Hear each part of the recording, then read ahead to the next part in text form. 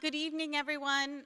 Thank you all for coming. I'm Apsara DeQuinzio, Curator of Modern and Contemporary Art here at BAM-PFA and Phyllis C. Wattis Matrix Curator. And tonight we are thrilled to be opening and celebrating the new exhibition, Arthur Jafa, Matrix 272.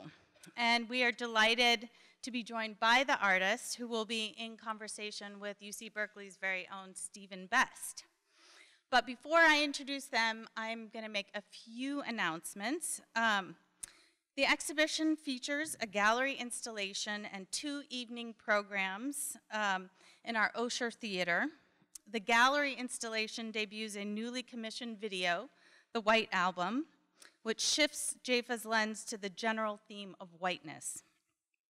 In this approximately 30-minute work, he combines imagery from a wide array of sources, from music videos to confessionals posted on YouTube, some of which are more well-known than others, and footage he himself shot. In effect, the moving image collage is a pointed examination of race relations in the US. Jafa's notebooks are also a part of the exhibition, having made them from the 1990s until around 2007. These compilations give further insight into the artist's approach in making collage. 8 of these notebooks are on view in our Works on Paper Study Center in the lower level of the museum. And you can find those on Wednesdays from 12 to 1 and Thursdays from 5 to 6 and by appointment.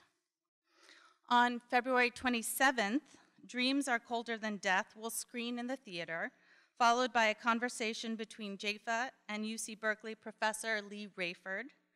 And there will be a short by Jafa that will accompany that as well. On February 28th, films by Jafa will show alongside other influential works that he has selected, and that will be followed by a conversation between him and Gregory Tate, a writer and musician. I would also like to acknowledge my co-curator in this project, Kate Mackay, Associate Film Curator here at BAM-PFA, and Matthew Coleman here in the Curatorial Department, who helped us implement this project. And then I would also like to thank Gavin Brown and Emily Bates of Gavin Brown's Enterprise in New York and Rome for all the assistance they provided in producing this project. Finally, the Matrix program is made possible by a generous endowment gift from Phyllis C. Wattis and the continued support of BAM-PFA trustees. Additional support for this project has been provided by Meyer Sound and the National Endowment for the Arts. And I also encourage you to pick up a copy of the exhibition's brochure, which is available at the front desk or just outside the gallery, which contains a lengthy interview with the artist as well as all of the information I just outlined. So, Arthur Jafa is an artist, director, editor, and award-winning cinematographer whose poignant work expands the concept of Black cinema. He studied architecture and film at Howard University and has had solo exhibitions at museums internationally, such as the Perez Art Museum in Miami, the ICA Boston, the Serpentine Gallery in London, and the Museum of Contemporary Art in LA, just to mention a couple. He has also screened his films internationally at various museums and film festivals. This year he was awarded the Herb Alpert Award, and last year he was awarded the Paul Robeson Award. He won Best Documentary at the Black Star Film Festival in 2015 for Dreams Are Colder Than Death, and the Cinematography Award at the Sundance Film Festival in 1992 for the film Daughters of the Dust, directed by Julie Dash. Stephen Best is professor in the Department of English here at Berkeley and an affiliated faculty member in the Department of Film and Media, where he teaches courses in American and African American literature and culture, cinema and technology, and contemporary art.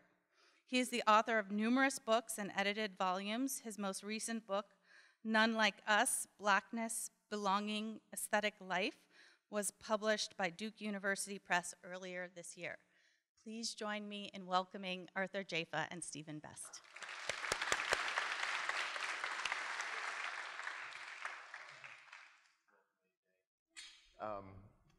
I think that was a pretty good introduction of both of us, so I'm going to skip making any further introductory comments. It is exam week here at Berkeley. Okay. And the folks have shown up, Okay. which I think is, I don't know,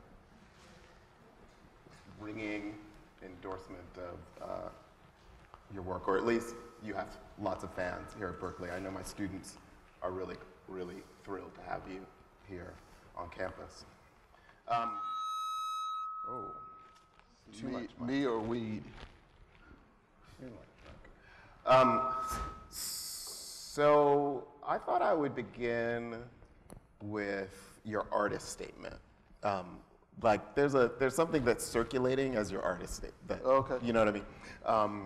It appears in the first page of the catalog.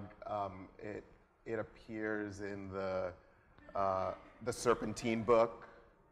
So many people in the audience have read it. It's frequently cited.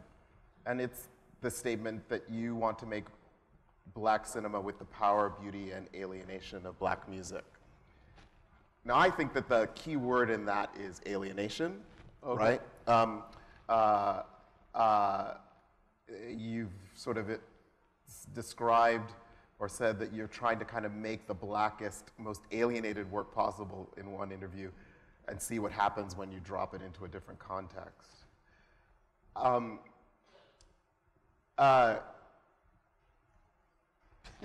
Yeah, I want you to kind of talk a bit about that. About alienation? Yeah, in the work. Oh, in the work. And I say that partly because I kind of, you know, let's just say my encounters in class with my students, so sometimes they're not very open to the idea of like embracing work that engages with kind of alienation and race. Well, I mean, it's funny, even when you say artist statement, the reason I got a little thrown Yeah. is I don't really think of myself as having an artist statement. Yeah. Even though, but you know, I sort of jokingly call it a mantra now. Yeah. Just because I've said it so much. It's like a convenient place to start. Right. But I think that I wouldn't necessarily foreground the alienation part so much. I think it's something about the triangulation between those things. Yeah. I mean, the thing about black music in general, and you know, I think most people would agree with this, is that it's incredibly diverse. I mean, the spectrum of the specific things, like you would never confuse. I might actually be just reading from the brochure in my head. But you would never really confuse like Billie Holiday or Fela or John Coltrane or Jimi Hendrix or Charlie Parker or Miles. You know what I mean? The list is just endless in terms of instances of black music, but so it's incredibly diverse and infinite in its diversity. Yeah. But at the same time, most people could identify a thing as being black music or not, pretty straight off, you know? Right. I mean, like, even if you weren't familiar with the artist and you just heard it, just like a blindfold test, most people would be able to say, yeah, that's black music, you know what I mean? Even if in fact, you know, it's Tina Marie or Justin Bieber singing it, you know? It's still black music. Like, I mean, for a long time, I've always sort of kind of made the distinction between cinema that black people are in or cinema that black people are involved with in some technical capacity and black cinema. And in the same way, you know, it was really clear to me, like, when you think about black music, like I've said before, that you take Jesse Norman or Leontine Price or somebody like that, they do opera, you know? And so that's not really black music. And if you know opera well enough, you could probably make a case that they bring a black sensibility to what they're doing. Sure. But fundamentally, that form evolved over several hundred years of the pressure of the people who sort of formulated it to articulate certain sorts of, I guess you could say, existential circumstances. In other words, it's an instrument that evolved under the pressure of articulating certain kinds of things. So even if a person of African descent Leontine Price, let's say, for example, is singing Aida, which is actually even about Africans, right? That still doesn't make it African music or black music. So, and that distinction is, I think, closely related to this the distinction that I think Fred Moten has articulated the most profoundly to me when he just said, you know, black people have a privileged relationship to blackness, but we don't own it. We don't have a proprietary relationship to blackness. Right. You know, blackness is an ontological formulation that came about as a result of a lot of, you know, intense social, historical, and you know, obviously economic circumstances. So, so like for me, the whole idea of like this cinema thing, I mean, one of the things I've come to realize in the last 6 months, I would say, that I wouldn't have articulated before was that I think there's a certain kind of pressure around the idea of black cinema that's bound up with this kind of contention that different people have made, like, blanking on the writer right now. What's Air Guitar? I'm sorry? Air Guitar. Who's that right? David Hickey. Who kind of is my favorite writer on art. I mean, I have to say, at the end of the day, I've read more things by him that stuck with me. But David Hickey contended that the dominant cultural form of the 20th century was pop music.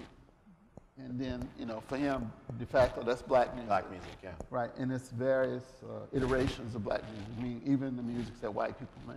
Right. So, but that contention that pop music or black music was the dominant cultural form of the 20th century, even if we wanted to dispute it, the only other thing that you would actually put up against it would be cinema. Cinema, right. You know, so in a weird kind of way, I feel like there's a certain kind of pressure, a latent pressure, a pressure of a kind of inevitable kind of cross-fertilization or fucking. Yeah. Like those two things, they're like two contenders, you know? So it's one thing to see them fight, but it's actually much more interesting to see them fuck, you know? But there is a kind of belatedness between black music and black cinema. Which is, just right? Like, well, it's the same belatedness between black being and, you know, being treated decently. I mean, it's like, it's the same kind of thing. There's certain structural things that are in place, of course, to sort of, you know, anti-blackness and all these kinds of things. So I think, but there's something about those two forms, like coming together, you know, the sort of black music, which I think at the end of the day, I think this is why it pops across so many different people. There's something very viral about black music. I mean, I think, I was just having, Ruth and I were just talking about this other day. I couldn't remember, what is Socrates or Aristotle? Who got stoned? Who got stoned? Socrates? Okay. Socrates got stoned, okay? And he got stoned because basically he was a purveyor of alien philosophical ideas. Right. And it's very clear that those alien philosophical ideas were essentially African ideas. Yeah. He studied in Africa. Yeah. So, you know, I think it's the same thing. Like, if you see any like sort of early like documentaries about rock and roll or something, whenever they get to Elvis, there's this clip that they show a lot, this newsreel of this, you know, redneck white guy who's standing with a sign that says no niggers, dogs, and Elvis Presley allowed, you know? And typically they show those people as if they're stupid or something. But those people weren't stupid. You know, they knew what Elvis Presley represented. He was a carrier, just like, who was it, Socrates? Or I forget, Aristotle again. Whichever. He's a carrier of like sort of alien ideas. So there's something about black music that I feel like more so than any debate or even political I don't know about political agitation, but political legislation or anything. I actually think black music actually was more transformative of people's actual being in the 20th century than anything else. So the idea of that thing, which like Max Roach said about rhythm, he was talking about jazz, he was saying rhythm is the most immaterial yet the most felt of things. And because black people have this really interesting and complicated relationship to what I term immaterial invention. I mean, we came here, we were raw material, so all the kind of expressive modalities that material-based tended to erode, even though we came from an incredibly rich tradition of those things from Africa, sculpture, all these kinds of things. But when we got to the Americas, those things tend to fall off just because we didn't have leisure or the resources to control material. So most Black American expressivity is very localized around the body. Right. Whereas, you know, I'll cite it a zillion times, Namjoon Paik's great quote where he says, if, you know, the culture that's going to survive in the future is the culture you carry around in your head. Yeah. So I feel like with Black people in the Middle Passage and slavery, Jim Crow, all these kinds of things, you really see that. So we're super, super strong in the space of immaterial invention. So everybody knows there's such a thing as Black Twitter. It's real. Yeah. You know? Because that's an immaterial, that space of activating is very material. So the idea of cinema, which on a certain hand is kind of very material based. I mean, it's industrial, it's capital intensive, but the whole idea of this viral thing affecting, in fact, or infecting or inflecting how the apparatus functions is something that I think people kind of unconsciously want to see, you know? Because, you know, the first sound film has a white guy pretending to be a Black guy. I mean, that's not an accident. You know, also Black people, or the soundtrack, the unconscious soundtrack for silent films is actually, in fact, jazz. It's like ragtime. So Black people always hovered around cinema and apparatus, but were never actually, so to speak, given the keys to the car, allowed to put our hands on the wheel. So it's a little bit like that. I was so wonderfully surprised in the White Album to see the Edwin S. Porter, What Happened in the Tunnel, because it's a little bit like, it's like, you know, that is all about race, but also how race is in cinema's apparatus, because it's all about the blackness of cinema. Yeah. And about gender, too, you know, which is something I always feel like, no, even in the beginning when I said, oh, this is, I mean, like as I often do, I just, you know, there are a bunch of ideas that just floating around, they sort of coalesce around images often, and I throw these things into a file. And at a certain point, I just said, this is the White Album. You know, even before it had sequenced itself or anything like that. And so, on one hand, it's like, yeah, it's about whiteness, I guess. But, you know, as soon as I say it's about whiteness, then I want to go in a different direction. That's what's really Black about it. It like refuses, or I know I have a sort of impulse to not be reductive about what I do. You know, there's this great book by Wesley Brown called Tragic Magic.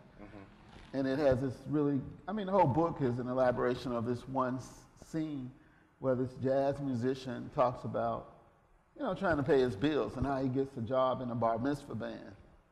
It's the best gig he ever got. He said, I could play this stuff in my sleep. But he said that tragic magic would strike. When the tragic magic was like his inability to just stay in the lines, to just play it as it was written. Like the impulse to play a little bit ahead of the beat, a little bit behind the beat. How much can I drag behind the beat and still be playing the piece, you know?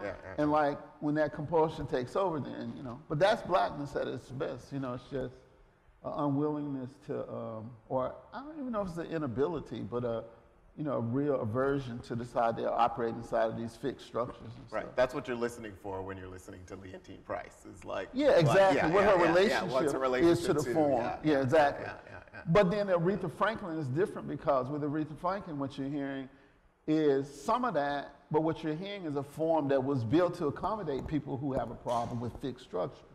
So it's a different kind of way. It's like a vehicle that was built for, you know, off-road, as opposed to, you know, something that's built for being, you know, on the road. Staying on, in the lines. In the lines, So there's I was reading a bunch of interviews with you, et cetera. There's a lot of them out there. There's a lot of them out there.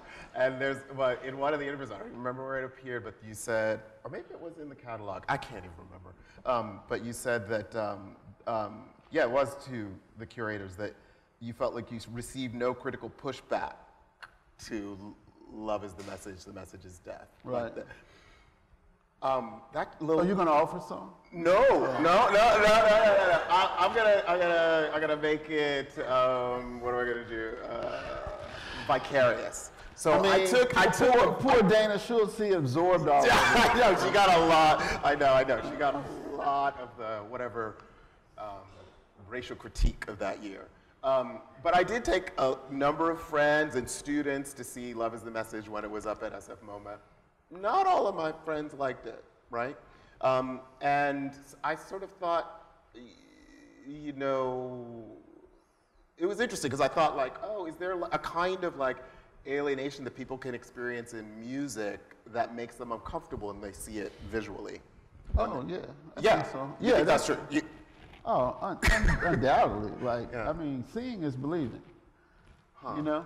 Hearing is feeling and all that other kind of stuff. Okay. I mean, yeah. Yeah. I mean, look, Love is the Message is sort of my Purple Rain, you know? Yeah. Yeah. I almost want to, like, have people raise their cigarette lighters. I mean, not to be like, you know, whatever. I'm sort of like, you know, it is what it is. Yeah. But I feel like, oh, I got to play this again. Thank God I don't actually have to play it like musicians. It just plays itself. It plays itself. Right.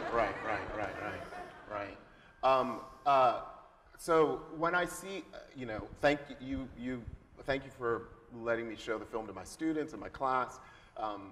Whenever I see the film, there's this quote from James Baldwin that just like resonates for me. So if you don't mind, I want to read it and like have us sort of talk about it. So it's in The Fire Next Time. It's near the end of The Fire Next Time.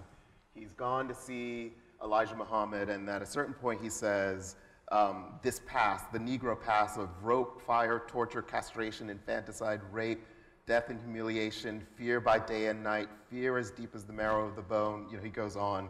Hatred for white men so deep that it turned against him and his own and made all love, all trust, all joy impossible. This past, this endless struggle to achieve and reveal and confirm a human identity, human authority, yet contains for all its horror something very beautiful. Right, like that sense, like in Baldwin, that sense of like wanting to kind of always keep like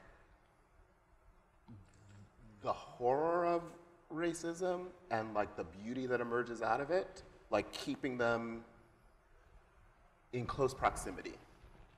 I just keep thinking about this ending to The Fire Next Time when I see Love is the Message. Now, his warning is, you know, what Elijah Muhammad, Nation of Islam, wants is a kind of vengeance, and he's worried about what's going to happen to that beauty if we should achieve this vengeance. Right? Like, he's worried about it going away. And that's, like, kind of consistent. And, so, well, you know, Hortense Spillers has a similar kind of concern and worry in Dreams Are Colder Than Death. And as I was sort of looking through all the material, I thought, you know, there's a moment in, how do you pronounce, is it T-Neg? T-Neg, yeah. One of the quotes that flashes up is, ours is a story that must be told again and again. And I want you to like, I don't know if that's your quote or like, to sort of, what do you mean by that? Because it'll be forgotten, or because, like in the Baldwinian sense, we'll lose that beauty? Well, I mean, clearly, it seems to me pretty obvious that one of the sort of conundrums or dilemmas of black being is that, and I'm sort of actually reading this, but like who we are is just bound up with horror. I mean, this is like something that, like me and Fred Moten, you know, who I love, obviously. But me and Fred, you know, Fred says that he thinks like horror is a constituent dimension or component of blackness, black being. But he doesn't think they're inextricably bound up, or they're the same thing. And we probably have a little bit of a disagreement about that. I think there's no blackness without horror. I don't think. I think it's a philosophical conundrum, because you can't, there's no way ontologically that blackness exists without it. I mean, it doesn't make me an Afropessimist or anything like that, but you know, but the thing about it, it's kind of decadent to say, but horror is fun. Horror is fun. I mean, that's why people go to see horror movies. That's why people, you know, ride you know, fairgrounds and stuff like this, because it's exciting, you know? I was talking to a friend of mine, and he was talking about, you know, as a gay man, like everything is so loud now, and it's not as much fun as it used to be. I agree with that. Yeah. I mean, because a big part of it is that black impulse to step out of the lines again. Yeah. And that's a part of the fission or the jouissance, to Yeah. use the word. That's a part of the juice of it, So, but it's like a kind of ethical conundrum. It's like, somebody said, thank God for slavery or there would be no jazz. It's like this profoundly dark and decadent kind of statements. Yeah. It's like, I was getting into a debate with some friends about who's the most stylish political figure of the 20th century. It's just like a very decadent kind of formulation in a way. But this is what people do. This is actually the stuff of life. The stuff of life is, somebody's in fucked up circumstances. Yeah. It's all rubbernecking at the end of the day. All art is just rubbernecking. Yeah. Yeah. You drive by, somebody had a bad car crash, you want to stare at it, And so it seems to me like, to a certain degree, like in something like Love Is the Message, it's a car wreck, But one of the things that I've actually started to think recently, like to the point that it's become almost like a new mantra for me, is we must mind the catastrophe. Yeah.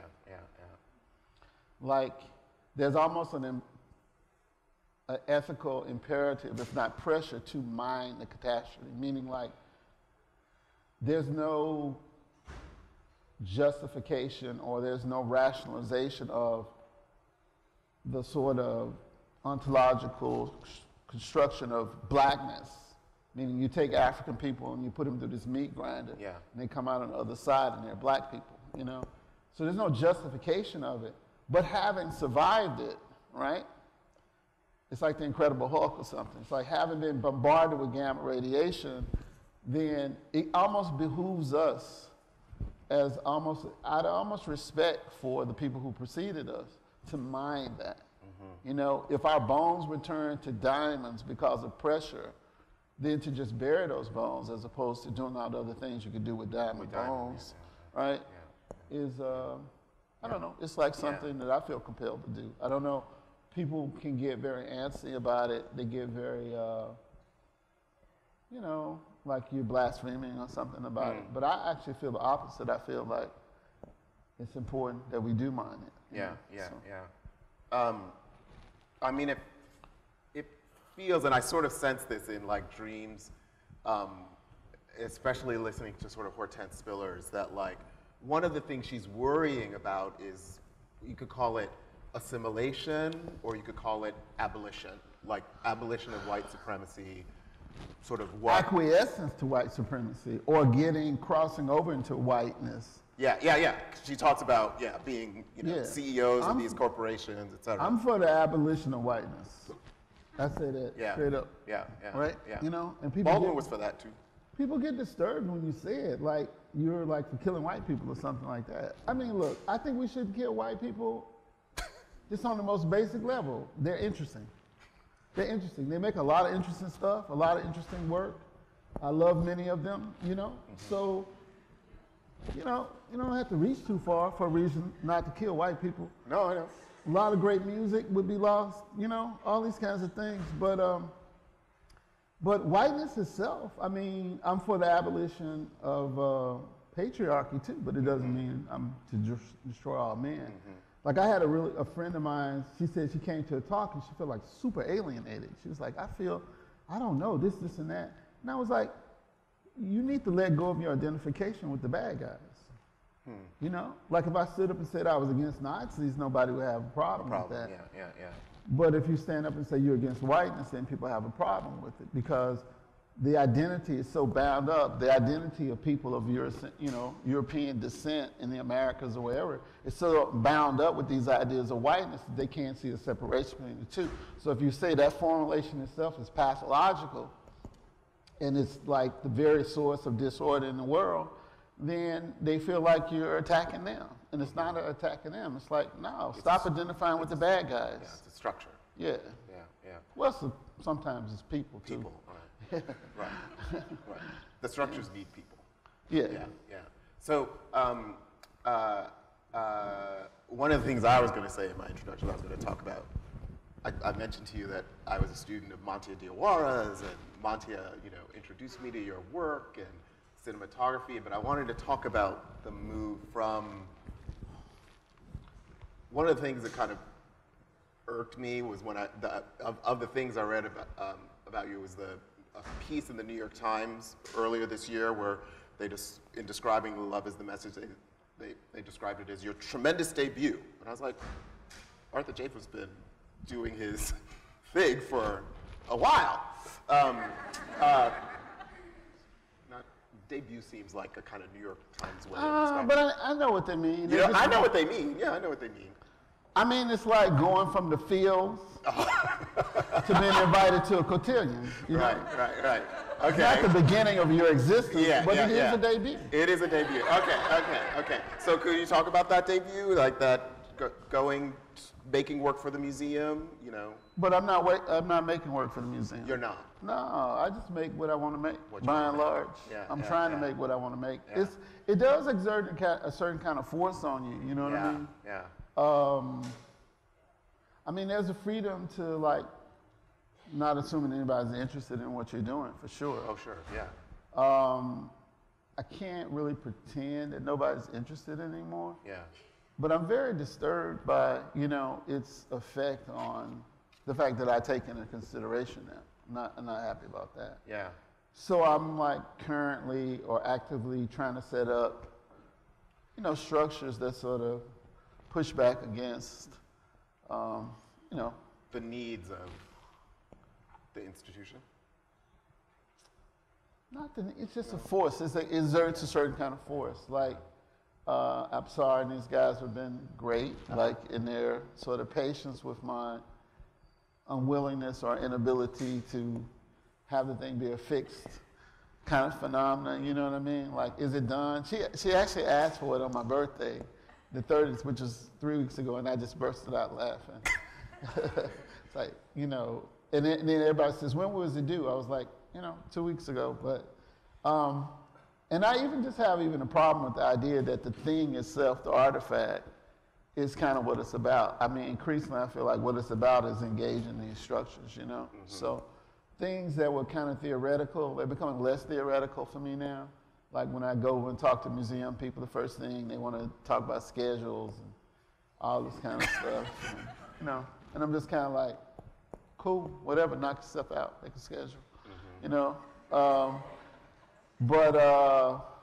You know, like even Gavin just said a second ago, he was like, I think it's a thing. I was like, yeah, I think it's a thing. And I was like, yeah, but it's, you know, it needs definitely, it's going to continue to evolve. I mean, I could go sit in my hotel room now. I have the material. I just, you know, I ran out of time a little bit. But I think, like, you know, I was saying, like on a scale of 1 to 10, it's at about a 6, maybe a 7. But I think I can get it up another, at least to an 8. Mm-hmm. You know, because it's just, a lot of things in it that I know aren't working are just mechanical. Like it's like a Christmas tree, and there's all these empty branches to hang shit off of. And so I'm like, okay, I can hang shit there, I can hang shit here. The structure is good, it's in place, it's standing. Yeah. But it, come back in 2 weeks. Yeah.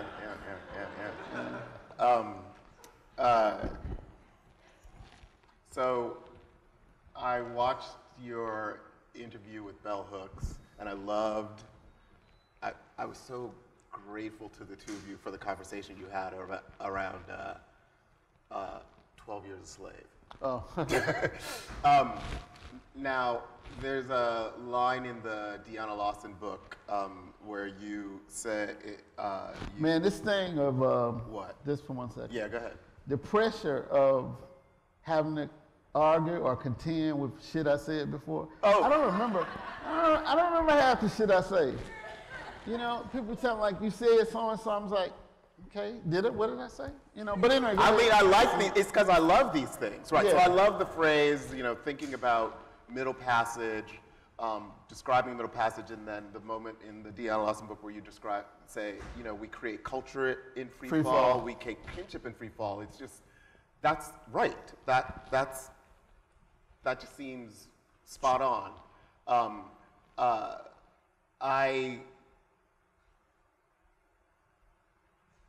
Black Panther.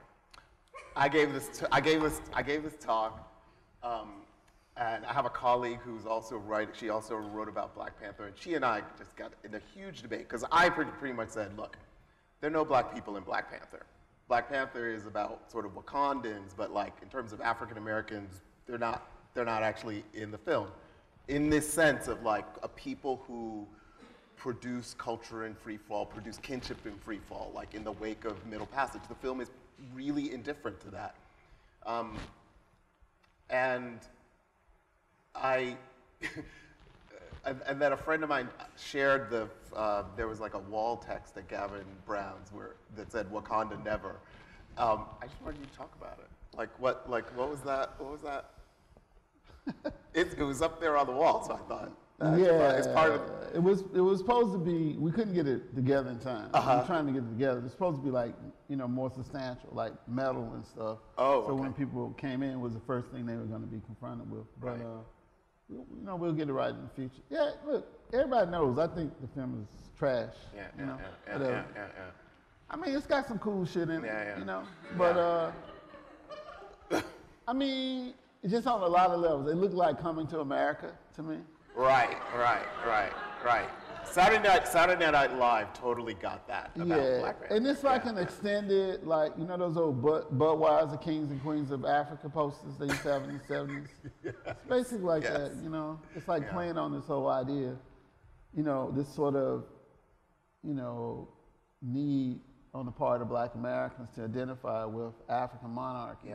Yeah, African royalty. Yeah, fuck royalty. Yeah, it's very strange. It's like I'm against royalty everywhere. Right. I mean, I think it's it's a pestilent idea, but I understand why it is, because we were told we didn't have any history or culture, animals, all this kind of stuff. So we want to be kings and queens, but but it's not just incorrect, but it's like something actually deeper than that, because on a fundamental level, we know we don't end up here through royalty. I mean, royalty, there are exceptions here and there, but basically we're here precisely because we weren't royalty. Right. And it's one of the things that Hortense talks about in Dreams. It's like, there's no slave trade in Africa without the utter complicity of the ruling class there. And the kind of acquiescence in the cultural formulations of people to go along with the decisions of the ruling class. So Wakanda to me is a little like that, it's just like, What does that have to do with us? Except, it's kind of pointy. It's kind of porn dimension, because we want to think of ourselves as descendants of royals. Yeah, And so in a way, we kind of identify with the Michael B. Jordan character, Killmonger. But at the end of the day, even he's not really. That's what. Yeah. He's not. He's not. The tragedy of his circumstances has nothing to do with our existential circumstances on a structural level. So. I mean, it's funny. It's like you can't say anything critical of these things because people think you're critiquing the people who make them, which is not, as far as I can tell, Ryan Coogler is a super formidable cat, incredible. Like his manipulation or his, the way he navigated Disney and all that kind of shit is kind of amazing. It's like an accomplishment for sure. But like on a political level, it's like, it's a truly troubling text. I mean, at the end of the day, at the end of the film, you actually supposed to root for a white CIA agent in Africa? I know. I'm finding it. And not just a CIA agent, but who's actually urging the Wakandans, he's trying to help shoot down Wakandan operatives, right? Who are doing what their dutifully elected king. This is the thing. Killmonger wasn't no assassin. There wasn't no coup d'etat. He came in there and said, what are your rules of engagement? He kicked, T'Challa's ass, threw him over the waterfall. Yeah, I'm playing by the rules. I'm playing by the rules, and he had the royal blood, the whole thing. So he's the new king. So he's the dutifully elected king of Wakanda, right? And he decides, what should I do with all this power? You know what? I'm going to take these advanced weapons, and we're going to give them to all oppressed people in the world. That seems like a pretty good damn thing to do to me. I was like, and now the CIA agent is shooting them down, and we're supposed to, I was like, this is beyond perverse. This is like sick, man. I feel like I'm banging my head against the wall trying to get people to see these things. It's ridiculous, man. I was just sitting there like, this is crazy. That's fantasy imagination. Really Wakanda never. Never, never, never, ever, never.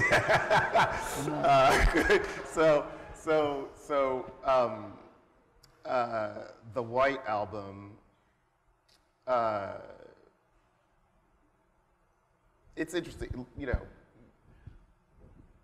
it is and isn't about whiteness, right? I mean, there's Well, one distinction that I made, just to jump in, is like, yeah, and I've told people this, and this is kind of it's the secret of formula, right? it's a secret. Formula for me of everything is I'm not really talking to white people. I am talking to white people tonight. I'm talking in front of white people, but I'm not really addressing white people in my work. I'm addressing black people. And I'm very happy when white people listen in. Yeah. Yeah. You know, I sort of said something like that in an interview. It was the first time I had done a press thing. Yeah. Where I had to, you know, there was like 15 people interviewed me back to back. And I realized they had all read the interviews. And I would say out of that maybe 15 people, 13 of them, the first thing they said was, "You say you don't want white people to like your work." And I was like, that's ridiculous. Yeah. Of course, I want everybody to like my work, but at least pay for it. I don't think they like it, actually. But I was like, no, I didn't say that. I just said basically that I am addressing black people. That's who I'm speaking to. Yeah. And the sort of example I use in London, because they got it, I was like, if you take Eric Clapton and he's doing Layla, you know, to me the greatest like love song in rock, Right. really. He's singing to Patty Boyd. That's who he's singing to. That's why it's intense. I mean, he fell in love with his best friend's wife. And he was so intensely in love with her that his best friend said, maybe you should go for it. That's how intense it was, you know? Yeah. So, you know, Layla, you got me on my knees, Layla, you know, I'm begging you, please. So, but he's singing to Patty Boyd. He's not singing to everybody. We just get to listen in. We get to listen in. We get to listen in. Right. So I'm basically addressing black people. So even with something like the White Album, the sort of obvious thing is like, yeah, it's an easy, you know, like, what's the word I'm looking for? You know, it's just like, it's a shorthand way to say it's about whiteness. Sure. But what's not, unlike on a certain level. But basically what it is like, I'm addressing black people about whiteness. Yep. Even if it's all white people in it, I'm still addressing black people. And everybody else gets to listen in. Right. Okay. I just finished the semester, you know, my students. Woo-hoo! They might not like what I'm about to say. You know, sometimes my students have a hard time. They'll come and express anxiety or concern, like that they can't write about black literature, black culture because they're not black, or I get versions of that in office hours, you know. Why can't they? In their minds. In their minds, it goes back to that Fred Moten, the assumption, which Fred is being critical of a certain kind of proprietary relationship to culture. Right. Right. And I wanted you just to, I mean, I guess in some ways you've already done this, but like to talk. I'm a libertine. You're a libertine. I'm a libertine. I think people should do what they want to do. Right. As long as they're not fucking with me. But but you know what I'm saying? Within limits, people should, you know, like Fred said, it's like, it's not that we didn't have any value. We had too much value. Like, people should go towards what it is that they find fascinating. Fascinating, right? Yeah. Right. I can have these arguments with people, like even in college. It was like, oh, Elvis Presley, he stole everything he did. He's not creative. And I'm just like, look, let's not do to them what they've done to us.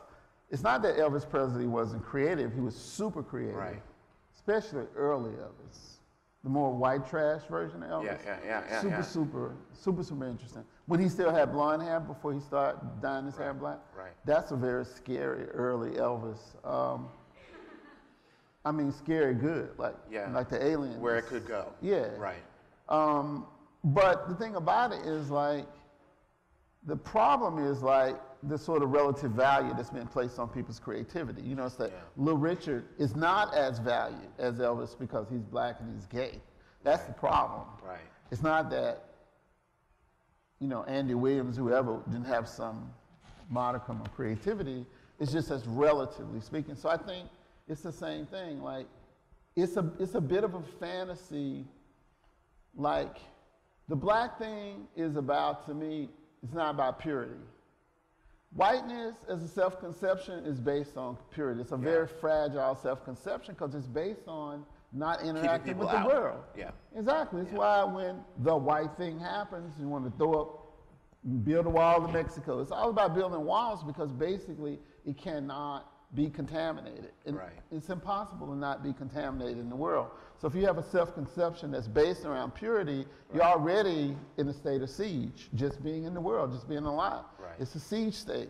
So I don't think like black people should be operating that same siege state because, you know, we're mutts anyway. So it doesn't, I don't think who you lay with or all this kind of stuff it just doesn't make you less black or anything else. And so even like musically and culturally, like I love this book by Peter Grauman called Sweet Soul Music. It's like a text that had a big impact on me because it sort of, in very forensic details, like breaks down the degree to which soul music and black music, in fact, was totally populated by white participants. I mean, what matters is the aesthetic formulation and whether people are adhering to that. That's what matters. It doesn't matter that Socrates or Aristotle, I cannot remember, that they weren't African. You know what I mean? It doesn't matter. The thing is, what are they carrying? I'm very interested, like recently I've been thinking like, is anti-blackness, or the APSAT as they say, is the anti-black structure, is it against black people or is it against black people as carriers of blackness? Does it make a distinction between the two? I'm not sure, but I'm thinking about it now, you know?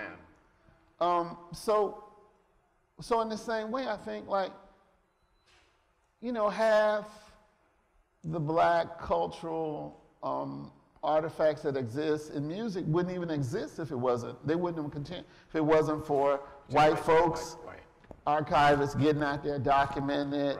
You know, I've said this before. It's not like my relationship with Gavin is really interesting to me because there's a certain level of Anglophilia around it. Because you know, I'm of the generation where I grew up. I was interested in Led Zeppelin and all this, the Rolling Stones and stuff like that. You know, so. The Sex Pistols, Joy Division, Peel, all this kind of stuff, just shit. Like when I was a teenager, it was really about Peel and the Joy Division. So me and him, we connect on that level, you know. But that's only possible because the British have a very interesting relationship to black cultural production. I mean, my question I used to ask people all the time is like, how come when you talk about rock bands, right? There's first-tier American rock performers, but no first-tier American rock bands. It's my challenge, like, tell me a first-tier American rock band. And don't say the Velvet Underground, because I don't really think they're a rock band, but that's like the only exception that most people could come up with. The Stooges probably, but they're from Detroit, so they kind of don't count. They're black. Yeah, exactly. Iggy Pop. It's why Iggy Pop is in the damn thing, you know. So in the film, yeah. He is definitely like one of the things I think. If the White Album is about something that's going to become more pronounced in later iterations of it, it's about what white people saturated with blackness look like. And that's definitely where Iggy Pop is. He got a white version of Black Don't Crack. You know, more or less looks the same as he did with the Stooges, you know. So I find that all very, very fascinating. But the whole thing is like, how come there ain't no first-tier American rock bands? Like we say British bands, we can just roll them off. The Stones, The Who, Led Zeppelin, the Sex Pistols, Joy Division. You know, you can go on and on. But like Aerosmith, nah. No. I mean, I like people like Heart. Like, I love Heart, but they're just not first tier. Who? Tell me somebody. Who? The Doors. Come on. For real? I'm not talking about who you like. I'm talking about first tier. I like the Doors too, but nah, they're not first tier. They might not even be maybe third tier. Yeah. Nobody? Who? Hold up. One second. Oh, yeah. I always, this is my who? I like Nirvana. I mean, I'm just saying, they're very, very late in the game. We don't really know what they would have done if they had stayed together. I think those are two amazing records. Kurt Cobain was a very unusual guy. I mean, I really do think it comes down to the degree to which a person has their socialization is fucked up. Because, look, my answer to me is this is why there's no first tier American rock bands, is because you have to have a certain relationship to the form, meaning blues, R&B, rock and roll. You have to have, in other words, you have to humble yourself to the form. Individual white people can do that because it doesn't have, you see what I mean? If I'm a white guy hanging out with all black people, let's say, so to speak, you can do that. But as soon as it's more than one white person, then that becomes problematized if they have to humble themselves to blackness because another white person they're under that person's gaze.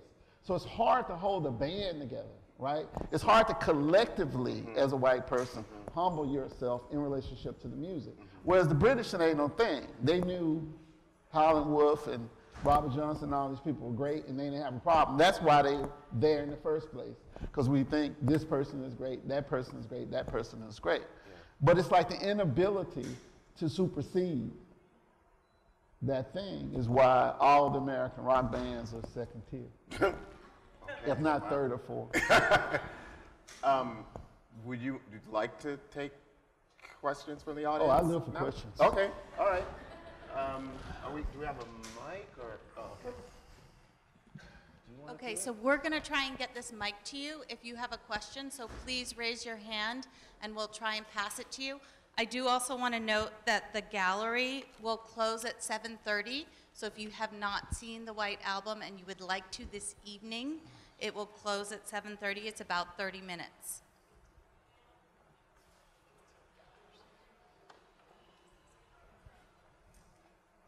Oh, there are several hands. So we should just start throwing them. Yeah. Thank you. Thank you. I've thoroughly enjoyed this. My question is about Dreams Are Colder Than Death. Okay. Or like, so I somehow managed to sit through this film. They had all these great people that I love. Wait for it. It's gonna get good. I'm saying I managed to sit through the film and like be like literally blown away by all of everything and all the people who are important to my thinking. But the only part that sticks with me, like the words that I remember, are when the dancer from Magic City is talking about how her flesh is the costume and the outfit is the accessory. And as somebody who thinks about flesh and spillers like as a part and parcel of my work, I guess I'm curious about how Magic City became a generative site for you in that conversation. And then, I don't know, I just want to hear you talk about that. Magic City is an incredible place. I mean, I was working on a pilot in Atlanta, and it was sort of a black entourage, and it should have been it would have been a big hit, but BET that's so stupid, but whatever. And in the event, there was a scene that the lead character, who was Tiana Taylor, this shit would have been fire. Tiana Taylor, Diggy Simmons, it was hot. Like the pilot is amazing. But in any event, she's pole dancing on the side to pay the rent. And it was like a narrative plot point. So they said, you got to do research in the strip clubs. So I was like, yeah, I got that. But Magic City is like a repository of black values. And it's like saturated with all kinds of stuff like misogyny and sexism. But hey, so is everywhere else. You know, it's not like, it doesn't have exclusive, ownership of that. So, but it's a place where black values, it's harder and harder to find those sort of isolated places of black values. So it's amazing just being in there. Like if you go to Magic City versus the Onyx or some of these other places, even the women's bodies are very different, So it's like a really incredible place to me. But, that project, what was interesting about it was it came about as a result of a commission that a filmmaker friend of ours in Paris had gotten. He was too busy, his schedule-wise, and he passed it off to Khalil Joseph, who's a friend and associate of mine. He couldn't get his head wrapped around it. I think mostly just, I think some of it was generational, actually. And he said, hey, because the whole spec was like, we want to do, it was around the 50th anniversary of the March on Washington. So what it was supposed to be is a look back at the march. And I was kind of like, well, I don't want to do that. I think I've seen that happen on PBS. I think I've seen like 2 or 3 versions of it. And they said, well, what do you want to do? And I just wrote really crazy treatment. But basically it came down to being like, look, I'm not really interested in what happened then per se. I'm interested in the aftermath of that. Like, because this was like mid Obama's reign, and and it's supposed to be a golden age. We got black people in the White House, but most of the people I knew didn't seem to be that happy. It didn't seem, I was like, people are not happy. People are not acting like this is a golden age. So I was like, I would like to just basically take the temperature of where people are at. And the main tension in it was like, the Germans had a list of the people that they wanted in it, and I kept trying to tell them their list was corny. Like I was like, you got a corny ass list. It's kind of like, if this was 1962 and somebody was doing a documentary on the civil rights movement, and you have a choice between, say, Sammy Davis Jr. or James Baldwin, well, everybody now clearly knows James Baldwin is the choice. Yeah. But at the time, people might have wanted Sammy Davis Jr. because he was more popular and all this kind of entertainer. Celebrity. White people identify with him, all this kind of stuff. So they had this list of people, most of whom I respect. I don't think anybody on their list was people I didn't respect. But it was like, no, that's not who we should talk to. We should talk to X, Y, and Z. And so it was a real struggle. And it just really got to be a time thing. So they had to, at a certain point, just acquiesce to who I wanted to talk to. So I got to just go around and talk to Fred and Sadia. And I kept telling them, just chill. You're gonna be happy with with these choices. Not only are they gonna actually deliver and say interesting things, but but they are gonna be very prominent. Like just in terms of the legacy of the piece, it'll be. Yeah. I think it was really great to get those people at that time because, not like they were unknown, but I think everybody's pushed more into the mainstream now. So me, it's simple. Magic City, just because it's a dope repository of black being and black aesthetics and stuff. And with Dreams Are Colder Than Death, it's like, I always tell people on that piece, I tried to be like, my godmother was an usher. So I'm into the usher thing. I like the usher thing. I think the usher thing is very different from the jazz thing where you're doing a whole lot. You know what I mean? It's like you see, a black version of anything is twice as much. So, but I like the usher thing because it's more in the mild space. It's less is more. Because my godmother, she would just have that white dress on and have her gloves, hands behind her back, and she would just sort of stand there. It was very kabuki to me when I was a kid. I didn't completely understand it, and I would be trying to talk to her, Miss Herbie, and she would just ignore me, and occasionally she would look over at me and wink or something. But she was doing her thing. So I was fascinated with that ushering, just being a platform for other people's things. Like my joke about it is like, ushers, they look like nurses, but I've never seen them keep anybody from falling out. You know what I mean? They basically go over to people when they fall out in the stand, and, like those women on The Price is Right, and go, behold, this is what the spirit looks like, right? But they're not keeping nobody from being on the floor or helping them up or anything. They just, anyway. Hi, I'm Ryan Austin. I had a question about not a question. You have this moment with Sanaya when she's dancing and that transition into the pink glove, which I love so much. Transitions into what? Oh, a pink glove. Like you cut it to this police officer with a pink glove, and it's in the White Album. So it's Sanaya dancing this moment, and then right after that, there's this officer wearing these pink gloves and saying like the dude arrested is saying like nigger, nigger, nigger, nigger, nigger, nigger. Oh yeah. So I just love that transition, and it reminded me of Hale County's This Evening, and I wanted to know if you've seen that. I haven't. Everybody keeps telling me I should see it. You should see that, because it talks about this idea of like the kind of things you're doing with your work is like this editing language, basically, and this conceptual, the conceptual machinations of like what you're doing with like certain images and objects within and how they're sequenced together. Right. Also, one other random thing, I don't know if you knew this tidbit, was like in Love is a Message, you have that Vogue scene, that Matrix scene, which is so fucking dope. And I don't know if the dancer Cassandra Ebony has recently passed. And it's a battle between Cassandra Ebony and Laomi. But yeah. I didn't know that actually. I'm a big fan of the ballroom. In the same way I'm a fan, I mean that's obvious in my work, I'm a fan of the ballroom. But I mean look, this is my main thing, and I've said this a zillion times. I don't do the high or low. I don't do the high or low thing. I'm like, dope is dope. If it's dope, I'm for it. If it's not dope, I'm not interested in it, right? And so I don't do hierarchies of creativity or expressivity. I don't have the ballroom in there because I'm trying to be pro-queer. You know what I mean? It's amazing. It's amazing. It's amazing. It's the most amazing dancing, if you even want to call it dancing, that anybody, the death drop itself. Yeah. Why hasn't somebody written a PhD on the death drop? I know. I'm just saying, it's like so obvious. Like there's that moment at the end of Love is Death where the woman. Yeah. And somebody said, oh yeah, when they were falling. I said, no, that's an essay on falling. That's not falling. She's commenting on she's falling. commenting on falling. So, yeah. Jared. Hi. Hi. Thank you so much, both of you. It's always wonderful. I have a question about, it's in Dreams Are Colder Than Death, but the image that or the kind of image I have a question about is also in Love is the Message. And there's a moment in Dreams Are Colder Than Death where, I forget which scholar is saying something, but it's about like the immensity of slavery as like an idea, and then the shot is of like moons of Jupiter or something like this. It happens also in Love is the Message. There's just like a huge shot of the sun.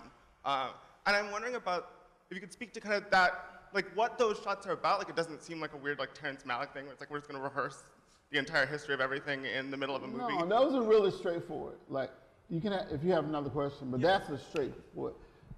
Like, all that is the scale at which you have to contemplate these astrological things, astronomical things, astrological. The scale at which you have to contemplate these astronomical bodies, right? It's the same scale at which you should contemplate black being and black life. Right. So it's like register yourself on this blazing shot of the sun and stay in that same register as we move over into black people's lives. Because there's a tendency to look at black people's lives as not, the incredible, majestic, superhero. Minority discourse. Like, it's minor. The black shit is the shit. It's the most incredible. It's like being an X-Man or something. It's like, of course. Yeah. It's like exciting. It's exciting. And so, like, to me, that's just kind of what that's about. I mean, in both films, it's exactly the same thing. It's become almost a kind of a motif of mine. It's like, okay, whatever you're looking at, even if it's like twerking or, whatever it is, it's like, come back to that. Just come back to that. The scale. Yeah. Maybe one last question? No more questions? No more. Oh, okay. In the middle. Thank you as well. I believe I saw you in the screening room for a little bit. Yeah?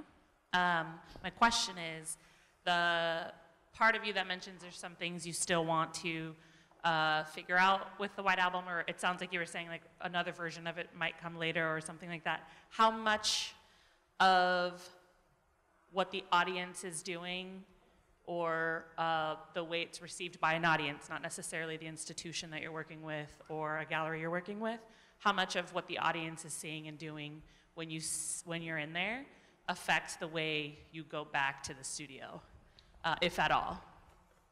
I mean, it definitely affects it, but not in any kind of prescriptive way. It's like anything. It's like, I'm less interested in what people think than how people feel. And a lot of times how people feel is communicated by nonverbal stuff. Like, are people antsy in their seats at a certain point? That like means more to me than whether they like it per se, Like, there's one edit in there that's not supposed to be in there. And I was like, everything was flowing.